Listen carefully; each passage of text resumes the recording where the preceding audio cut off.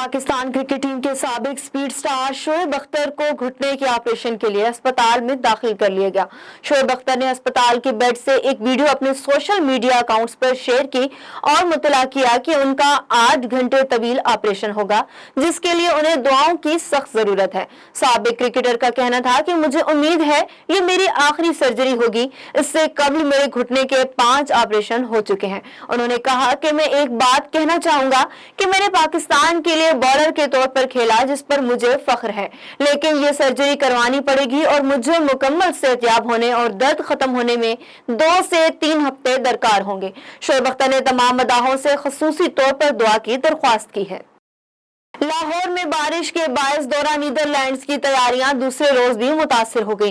कौमी क्रिकेटर्स ने national high performance centre में इनडोर ट्रेनिंग की, बॉलिंग और बैटिंग की खामियां दूर की।